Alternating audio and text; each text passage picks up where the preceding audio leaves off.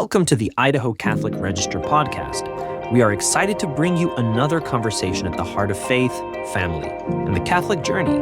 Today, we're delving into the beauty of marriage as we welcome Michael and Blythe McGirr, who recently attended the Banquet of Love marriage retreat. They'll be sharing their experience, the impact it had on their relationship, and the powerful ways God is working through this retreat to strengthen Catholic marriages. Well, I think it's true. We've spent a lot of time just putting out those spotlights of what's right in front of us and not actually putting any intentional work into the marriage. And so we felt that this was a way for us to have a dedicated time as a couple to focus on our marriage, to spend the time with each other and really kind of dig deep. And we like the format too, the fact that it was focused around the Mass, because that's an important part of our life. We spend a lot of time at church, and we realized that we had not taken some time as a couple to dig in and really dig deep onto what we needed in our relationship. Yeah, I would say the first time we did anything like this was in preparation for our marriage, which was, praise be to God, 20 years ago. Yeah. And then, and you're just sort of doing the day-to-day, and then we have kids, and so you're focused on that and your job in the household. And not that we don't communicate, but it was very superficial on some levels and not really getting to the root cause of some of the things. So this was a really neat way of being intentional about focusing on not just, something more superficial, but rather getting to the root cause of some of those tendencies that each of us have that then can flare up and be arguments or whatnot. And then to have it focus back on the Mass and sort of the bride and the groom, the church and Christ, and then taking that to Mass. And that was really, that was new for us. And the format worked out really well too. It was a quick, presentation discussion from Jim and Maureen, and then we answered or looked at questions individually, and then to come together as a couple to review the ones that we felt were necessary for us to talk about. And some of them we realized we were really aligned on. Like the answer was like, oh, same thing. It was really easy to realize, okay, that's an area we can kind of check off that we're good. And then where our answers differed, it was like, maybe that's something we really need to kind of dig into and talk about. And they gave us some information and tools to take back with us. And I think in the months since we went, I think our communication has been a lot more open and in depth. We don't kind of let stuff surface. Like we had an argument the other night, and we both the next morning came in and like, we really need to look at this. There's something going on. It wasn't just like this surface thing. And I think that gave us the ability to do that by having spent that time. Some of the tools. What was one thing that you guys found that you didn't realize you weren't aligned on?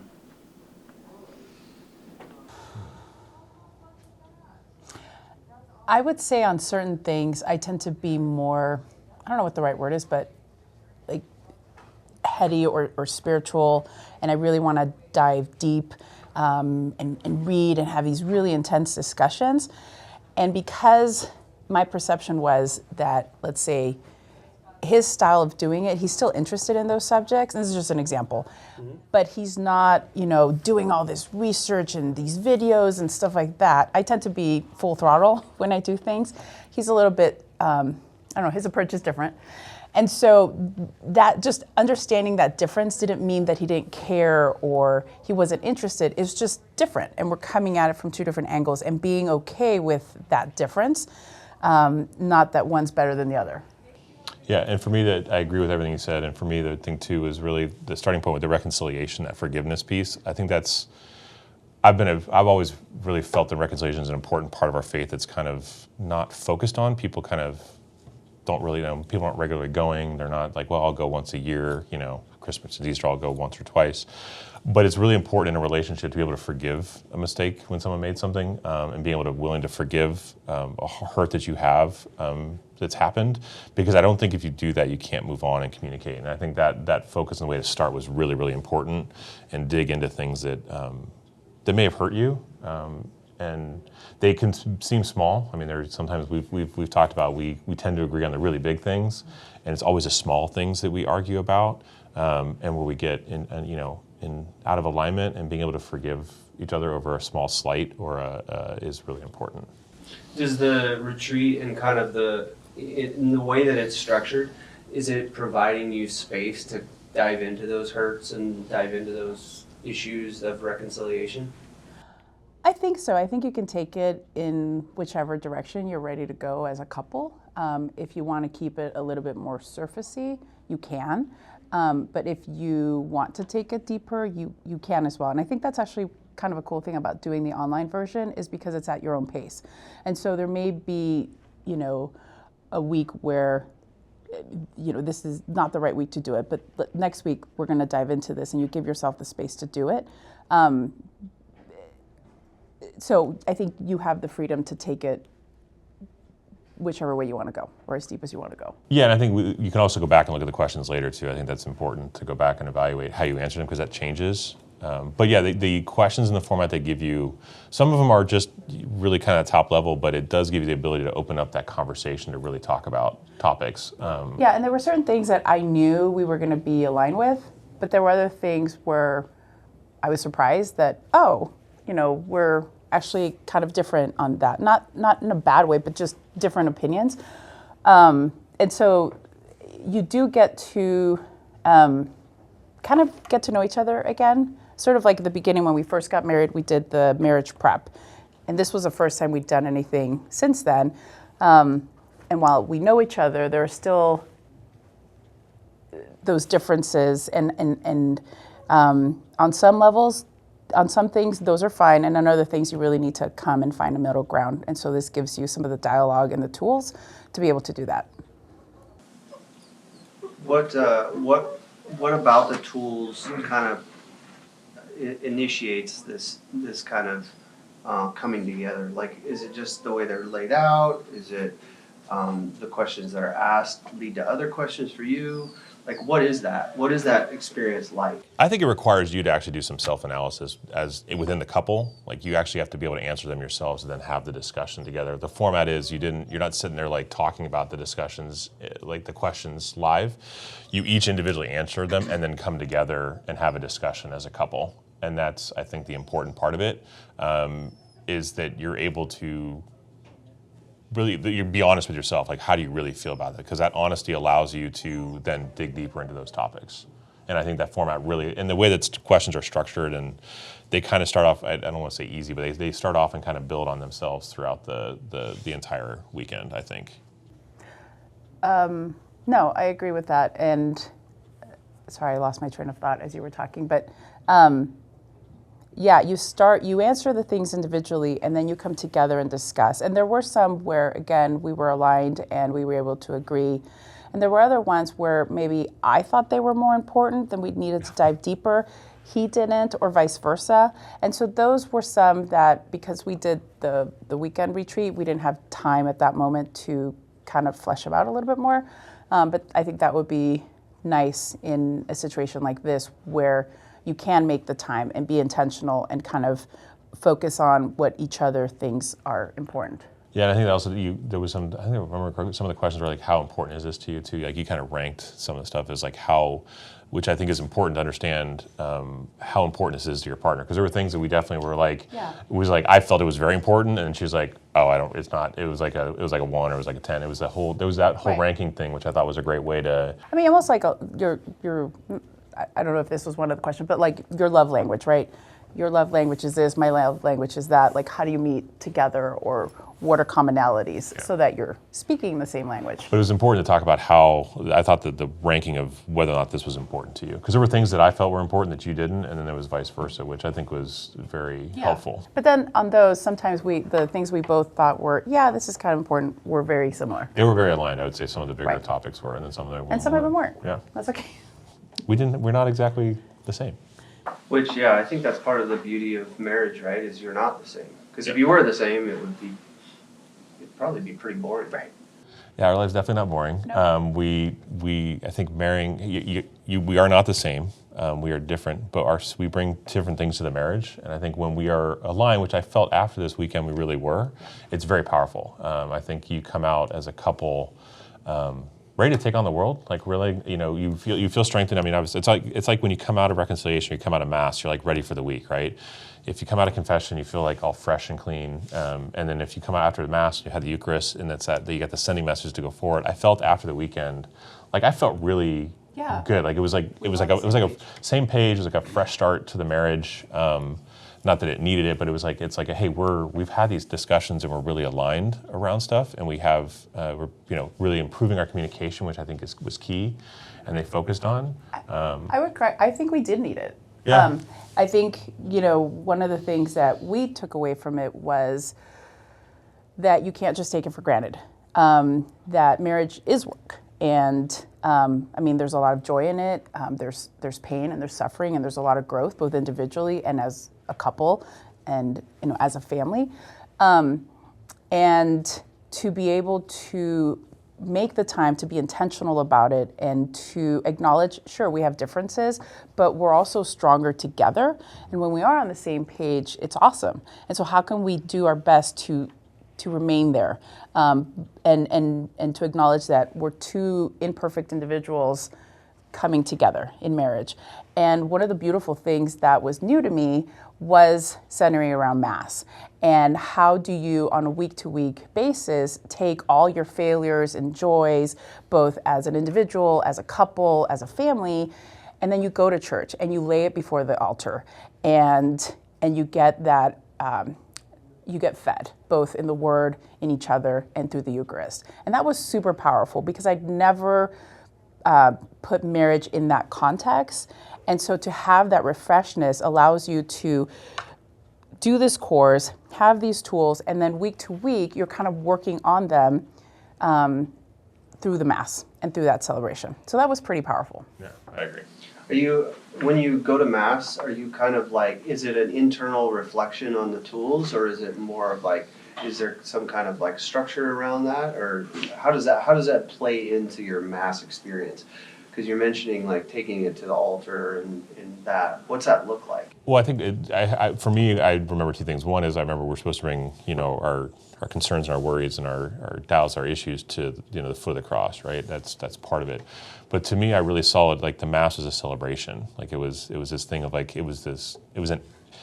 which the Mass is. It's a celebration of our faith, of our life, and I really felt like when we went in there, like we were really connected, and the Mass just felt different. I don't know, it felt really special, like really highly focused on the Eucharist, on putting our stuff at the foot of the cross, and then celebrate, realizing that God's going to forgive them, and then we're going to come out stronger. And then I just had this sense of importance and reverence for the Eucharist, kind of like we should for our marriage. I don't think it was specific around the questions or anything like that. It was really just this, I don't know, I felt like I was at a party. I know that sounds weird, but it felt like it was a celebration of our marriage and our life as a couple. And that's what I felt when I went to Mass. One of the things that they emphasized, or that I took away from it, was when you're bringing up the gifts at Mass, bring up what you have that week. You're going to have struggles. And if it was, struggles or failures that you have, that's what you're bringing. And you're asking God to take those and in His omnipotence and His mercy to convert those to successes. And so if maybe it wasn't the best week in your marriage and things aren't okay and you've been fighting, to bring that and to be raw and honest with God. And those are the gifts you have that week. For better, for worse, that's what you got. Right. I think that the word offering really projects that, right? Because you're offering the problems. Yeah. Sometimes you're saying, hey, I can't do this. Here's the offering of this problem to you. You deal with it. Because you're God, you can handle it, and I can't. And I think we miss that a lot of offering the tough stuff. We only want to offer like the good things, and sometimes we need to offer the not good things. Absolutely, and it's that being humble about it and just peeling off the layers and letting your partner, but God also, because He knows, right? But for you to feel vulnerable enough to just say, I'm imperfect, I can't do this, Jesus, take the wheel. Like I tried, I can't. Whether it's I need your help with Johnny or the kids or the school or my work, or somebody is sick, or somebody just lost their job and we're really lost right now, to have the courage to bring that as an offering and to know that in his own way, he's going to take that and use it. So that was really powerful too. And I agree with you completely. We tend to want to bring the good stuff to God. Like we want to bring that best picture. But what we really need to bring him is our struggles, the things that we're having trouble with. And they can be small, like the small issue you're having in your marriage that week, the small thing you're having trouble with your kids or at work. And I think it was important to bring that to the Mass. I felt it was great to kind of put that before him and then know that he can help with that burden. And then ultimately have that. I remember going up, the thing that I remember too, we went up as a couple for the Eucharist, which I thought was really powerful. Instead of going individually in line, do you remember this day? We went as a couple to receive the Eucharist. And I think the last time we probably did that was when we got married, which was, I still remember when we did that. We were at the altar and we received it together. I felt that was really, really powerful to go up as a couple to receive the Eucharist together. That was a highlight for me at Mass. And one of the things that you just said, when you're getting married, you're accepting the good and the bad and the ugly and the dirty, right?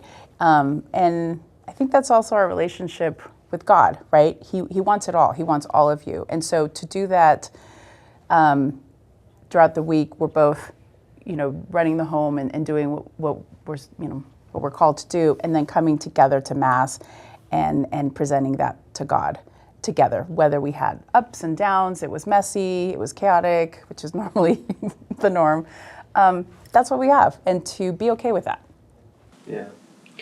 Go ahead, Jay. Well, I was going to say, one of the things that struck me in my relationship with my wife as I went through it with you all on that weekend was this term intimacy came up, and it came up in the context of having us understand that word in a bigger context. Yeah. Because so many times people see intimacy just simply as a question around sexual union and what's one's sex life like. But I really loved what they do in this program by helping us understand more deeply the intimacies that we're supposed to have, the intellectual intimacies, the family intimacies.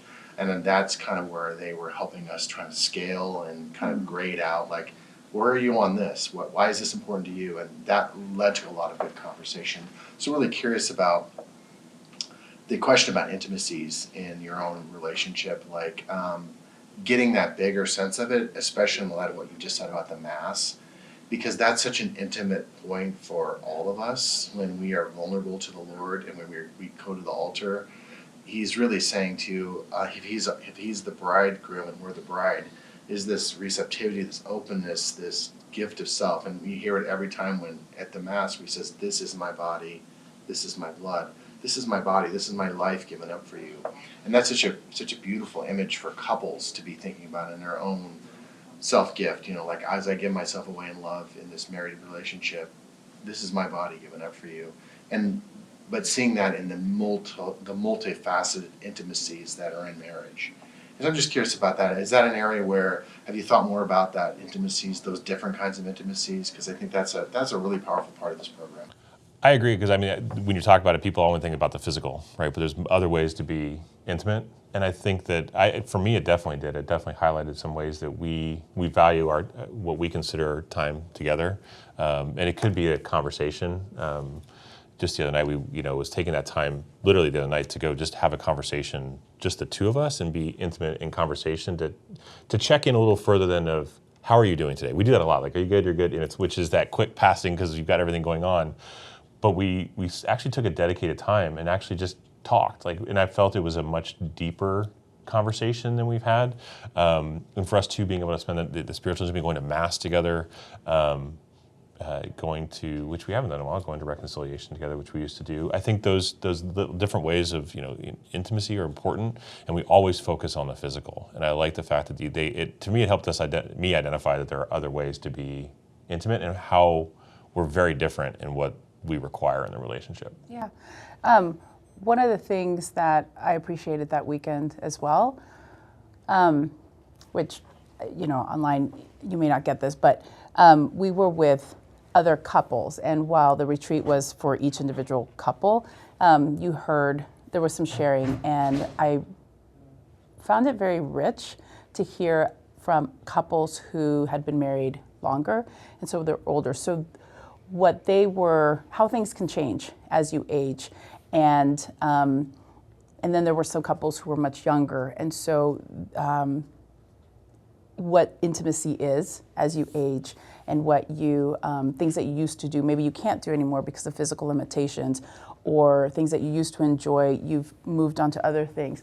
And just that concept of, it's a dynamic process, right? And again, to emphasize that you should work on your marriage because it shouldn't be stagnant.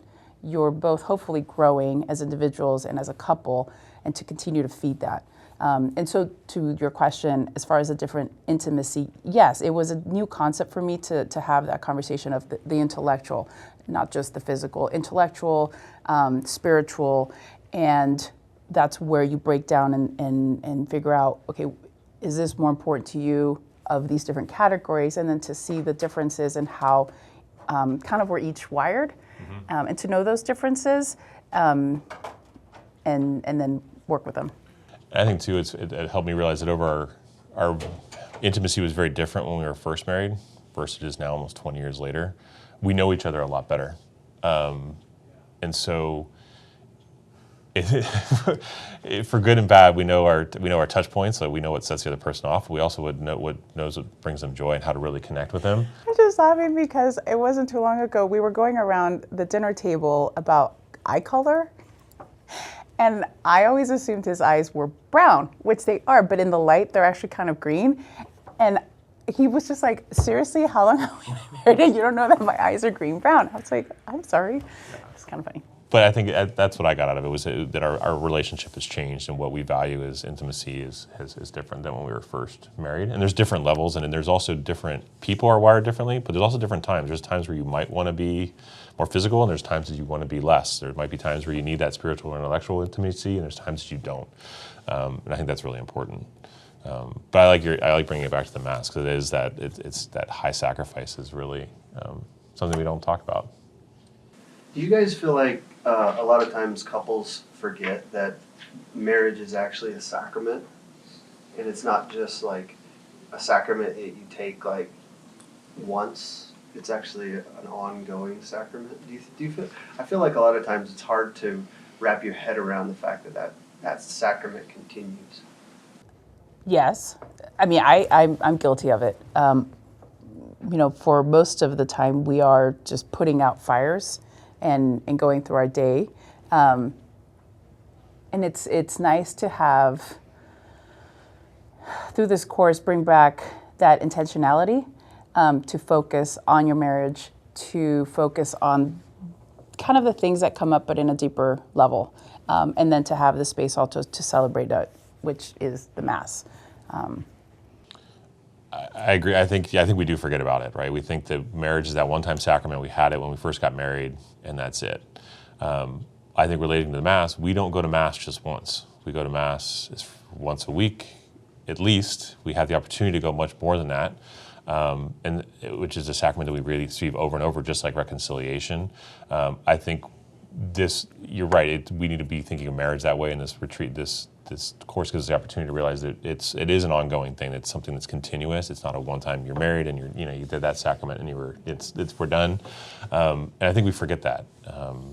As I know you're right. It's something you don't think about. That's like, oh yeah, this is a sacrament. It is an ongoing sacrament every day. Yeah, I think that I always have to recall the fact that you are the ministers of the sacrament. The church simply is the witness of that vow that you make, and that you are ministering to one another. A good friend of mine once said, you are your number one, you're your spouse's number one intercessor. So when my wife needs something, she's supposed to call on me to help do that. And then when she feels love, she's supposed to feel like love from God is supposed to kind of come to God through me to her, through my heart to hers. And I think that's the call of the ongoing sense of what Joe's talking about with the sacramental grace of living in that sacrament. So if you're in a state of grace yourselves, you also are a conduit for God's love to share that more fully with your spouse, because you are living the sacramental life. You are going to Mass, you are going to confession, you're keeping yourself open to receiving that, to be able to give it away, because that's what it's supposed to be about, self-gift, and you give it away to love. But it's that mutuality and that the Trinity beautifully talks about the spirations of the Trinity, the self-giving love in the Trinity itself, that's just communion of persons. And we are made in that image and likeness. So that same spiration of love is supposed to be happening between us as couples, right? Mm-hmm. And so I think that's part of where it becomes a living grace. I want to call it that, a living grace that you continue to live out. So when you're putting out the fires and you're dealing with the kids and you're dealing with that, you realize, oh my gosh, I'm getting grace because this man or this woman loves me enough to do this with me and to do it together, and that I'm not alone. And all of those kind of realizations come up. And I've been, especially after retreats like this, you really do have an attitude of gratitude for your spouse. Mm-hmm. That is such an important part of that ongoing realization that this is a living sacrament. It's an ongoing sacrament, and then it's also a social sacrament. So the two social sacraments of the church are holy orders and marriage, and they're meant to be given away for other people. And so I think that's just continuing to realize that it's bigger than you, and it's bigger than all of us. In that regard, that it's something that we do need to tap into that grace, because we can't love in the kind of way God wants us to love without His grace, because otherwise we're just two broken people trying to make it in a broken world, and you're like, we're not getting too far without God's love and grace. And so that's the part to me that makes the realization that, oh my gosh, this is a living, ongoing sacrament, that I have to remember that, look, I was the minister of this, and so I'm ministering to you now, and so you continue to minister this grace to your spouse. And that's how I think about it. And on that same context, to then take those differences and, to use them, like, I'm not him, he's not me, I don't know what it's like to be him, he doesn't know what it's like to be me, but we know each other's strengths and we know each other's weaknesses, and so when we need to, we can bring them up and use them, or, sometimes jokingly we can highlight them, and be okay with being different. And then coming together stronger. And going back to your point about the social sacrament, is then hopefully that through that strengthening that marriage and being an ongoing sacrament, that you then become that example to our outside world, right? That if you're blessed with children as a family, that this is your unit, this is your little church at home, that you got to live it every day, and then show it to the rest of the world. I have a question for you guys about the impact on the kids. How is it? Have they said anything? Have they noticed anything? Have you noticed anything within your relationship with your children, and kind of how that has played on as you guys have come out of this experience? The first thing I noticed was actually the day of, because the question I had was, how are we going to do this with the kids at home? Like, how are we going to, and her comment was, they'll be fine. They're old enough that they can stay by themselves. So for me, it was at first giving them the ability and responsibility to stay home while we went to the retreat. We went for the day, for the weekend, which was big. And I think it allowed me to kind of let go a little bit and let them grow a little bit. I think one thing I've noticed is we try to intentionally pray as a family, and they'll notice if we've missed it. They'll notice if we don't, like, hey, are we going to say prayers before? If we'll say it's time for bed, and they'll like, are we going to pray before we go to bed? So I think they're noticing those patterns that we try to end our day in prayer, and they notice if we don't. They know when we're aligned too, when we're on the same page, and when things are going well. They notice it when we're looking out for each other and being intentional in the relationship. I think they notice that. I would say that, sorry to interrupt you, but we've been working on that communication and being on the same page. And a few days ago, we weren't. And that was very clear to them. In fact, one of our daughters brought it up and didn't understand what was going on because, she wasn't part of it, but could sense that something was off. And that was really striking to me, that we had been really trying to be on the same page, and then when we slipped, something's different with mom and dad. And it actually really helped us to forgive each other and then get back on working on our relationship and working on communication. So it wasn't so much when we were on, it's when we fell off that they noticed something's different. This isn't mom and dad. And it helped us get back onto working on communication and presenting that strong unified front. Unified. For me, it was noticing the impact of when we weren't looking out for each other and taking care of each other in a relationship, like being intentional with it, how much of an impact that had negatively on them, on the kids. That was really eye-opening for me, that we weren't, because we weren't being intentional, that we weren't taking the time to focus to use the things we learned about being like communicating, making sure we're taking care of the other person's needs, listening, being aligned, really treating it like the sacrament, treating it, with that respect. They noticed. Yeah. And I guess because we're doing that with each other, we're doing that with the kids as well. Really checking in with them. How are you doing? If one kid's slightly off, maybe, pull them out to the side and just, hey, how's it really going? And I know with our 2 older ones, that they have that space where, not drastic things, but they've been able to kind of dive deeper in, well, this is going on. And so we have, again, being intentional and listening to them. Whereas maybe before we were just kind of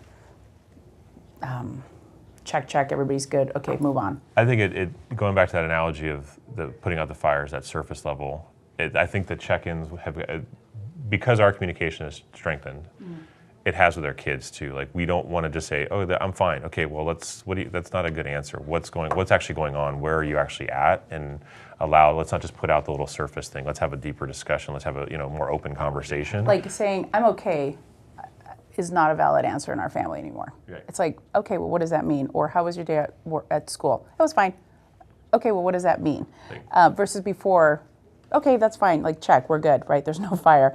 Versus now, no, like, I really want to know what's going on. And I think that not just with us, but with the kids too, of, I want to know you. I really want to know what's going on for both of us. Yeah.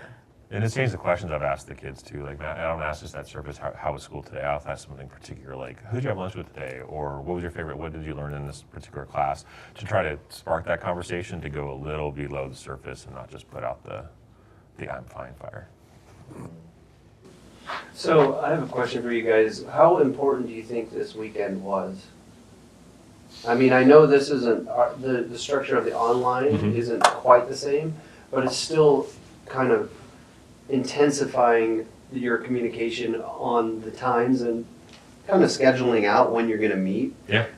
Where maybe you wouldn't naturally just focus on your marriage for these times. You just kind of do the 20 years of cruising along, just like all of us do. But when you have this actual, like, hey, we're going to meet Tuesday at this time and kind of parse out time for each other, how important was that for you guys? I think it was extremely important. Yeah, I think we didn't realize how important it was until after. Like, going in, we basically went in because some friends said, hey, you want to do this? We're like, okay, sure. And we're like, yeah, marriage, it sounds like fun, but it was so much more. Yeah. You get so much more out of it, and I want to do it again. Yeah, to me, it was extremely important. I think we put time and effort and work into things that we value, and we have been married, this year will be 20 years, and we thought everything was good. It's just that we're going along, we're going through the motions, have work, the kids, activities, but we hadn't taken the time to sit down and actually put in the work and the effort and the focus on our marriage. And it was extremely important to set aside dedicated time. For us, it was a weekend. I think if you can do it across the weeks too, and the structure of the online would be great. But it was the intentional time spent with the sole purpose of working on our marriage, something we hadn't done since we went through pre-Cana before we got married. That I can remember. We had, but not to this level. Not this. I mean, this was this really kind of this. The way it's structured, it requires you to dive deep and dig deep into your marriage and have some really, really analyze it through the eyes of the church. And I think we came out saying, okay, there's some things we need to work out, but then there were some really beautiful parts where we were joyful and we could celebrate and be proud of the 20 years that we've been together. So it wasn't like all bad. No, I think it wasn't all bad. No, I think it allowed us to highlight. Mostly good. It was mostly good. It allowed us to highlight the things the areas where we aligned, where we knew things were good, and it allowed us to focus and put spotlights on the areas that we need to work on. Yeah. And it also gave us some tools and techniques to do that. It wasn't just like, here's the problem. Good luck, right? It was here's ways to 20 years again. It was here are techniques and methods to address those, and here's ways to deepen that connection as a couple. with the connection back to the church, with the connection back to the Mass and the Eucharist. I thought it was extremely valuable, personally. I think we're stronger now than we were before we went in. Yeah. And I think we will be doing it again. Yeah, so the bishop has kind of outlined some kind of focal points of areas that he really wants the diocese as a whole to work on. And I know that Jay's going to have a big impact on that with the upcoming marriage retreats that we've kind of outlined. And so he was mentioning that to you guys kind of offline, and you were like, you'd kind of gotten some word, things leak. We have discussions, and then somehow people are like, oh, I heard about this. I'm like, I don't know if that's out yet, but okay. So are you guys excited and looking forward to upcoming events? Yeah. It's already on our calendar, I think, actually. I did. Someone already put it on our calendar. I think we're just hearing about what could potentially be coming up. Actually, we're kind of excited about it because I think coming out of this weekend, knowing that that we needed to work on it, looking for that next opportunity to do it with the diocese. And that's a really focal excited. point, right? Yeah. It's not, hey, I don't want to go 20 years before we check in and have these conversations again. I want to do this more regularly, and then to have something like a conference or a talk to go to that focuses on this and maybe gives you some other ideas or tools. Great, let's do that. Versus before it was like, I don't know, maybe we're busy, maybe we can't. Yeah. Now it's become more of a focus, and that's exciting. Become a priority. I'm wondering if you could say something to the guys and you could say something to the ladies about why it's important to do enrichment in your marriage. Like, and especially I think I'm going to throw my own guy point in. Is like guys need to initiate the gift, And I think if you are a guy that is thinking we need to do some work on our relationship, or I want to be closer to you, or I want to explore these intimacies, figure it out. Figure it out, guys. Like, how do you approach your wife to say, come to an event or come to an enrichment? I'm just really curious what you think. So it's interesting. Actually, she came to me with it, but I would actually encourage the guys to do it. I mean, I think a lot of times when it comes to something like the marriage, like a marriage retreat or weekend or an encounter, it's the wives that are bringing it to the men. And I think we need to flip that and have the call should go out to the men to bring it to your wife. You should be approaching your wife. Look at this as an opportunity. Pull this out if it's in your bulletin or wherever it is. Go to your wife and say, this is something that we need to do. We need to spend the time on our marriage. I value it. I value you, and it's really important. I think. Yeah, and I would say, as a wife, you want your partner to lead you in that direction and to show you that, yes, I value this. I think it's very interesting, and to take that initiative. So your question was what was your question? Oh, just speak to the ladies about their openness. I mean, again, you mentioned the ladies are usually dragging the guys along, but maybe in speaking to that, like, how would you receive that gift if your husband said to you, hey, let's go to this? I would be excited because I want him to be the spiritual leader of our household. I want him to be that example for the family, because every marriage is different, but in ours, sometimes it is me that is saying, hey, we need to do this, but it needs to be both of us, and so for him to do that as well. I would say that another thing that I found as a woman in this encounter was the different levels of or the different topics of intimacy, and to see that there were certain things that he valued a lot that I do, but not as much. Yeah. So then I can make an effort to connect with him in those because he values them. And likewise, he has made a bigger effort to connect with me on other things that he may not value as much, but I do. And so it's showing the other person, hey, I love you, and this isn't my thing, but I will do it because I love you, right? And so that strengthens that relationship. I would say that for the guys, the intimacy piece was key. Understanding the different types and how your wife views intimacy was really important. I think that's something that we're different. Men and women are different, and I think that was a big one for me to understand and really dive into those topics was big, and I encourage that. It was a great way to approach it. The way they presented it was really helpful to me, and sometimes you don't know where to go with the intimacy, so I thought that was And big. I think we both grew from that. Yeah. I would say go. Go. I'd say make the time is what I would say Yeah. as a couple. Put the Prioritize investment it. in your marriage and go and do it. And I would encourage the guys to sign up for their marriage, for your wife to go ahead and sign up. Yeah. And one of the things that we had the pleasure of doing after the weekend was we finished with a mass and then a nice dinner. And it was a nice way to celebrate each other and everything that we had kind of learned. And so I encourage couples to do that after they do the online version, maybe go to mass together and then go out and have a nice dinner or something. I felt that was a really good way to end it. It was like really bringing forward that celebration piece. The mass was a celebration, and then the dinner was a celebration. And it was a great way to then celebrate our marriage together. Yep, like we said, we say you work hard, you pray hard, and you play hard. Yep. It's really beautiful. Well, I think we have, we've fleshed out the meaning behind what we're trying to do with the online version and kind of you guys' experience. So I thank you for your time. It was really nice to sit down together, and hopefully God continues to bless your marriage. I'm sure He will, and hopefully people will take this as an invitation to everyone to come and work on your own marriage. So, Would you two be willing enough, I think, when you visit prayer, just to pray for couples who might be considering that and they're have an openness to their heart to? Yeah. Do you want to pray? You want me to? You want? Okay. Father, Son, and Holy Spirit, amen. Dear Lord, we thank you for the gift and the sacrament of marriage. We pray for those couples that are evaluating or learning about this upcoming opportunity to strengthen their marriage. We ask that you open their hearts and minds to that message. We encourage the men to speak up and bring it to their wives. We encourage the wives to bring it to their men, to their husbands, for this encounter. We will then pray for those during the week that they really use this as an opportunity to dive into their marriage, Lord, and bring their offerings to you in Mass as a couple, as a marriage. And we pray this in your name. Amen. That brings us to the end of today's episode.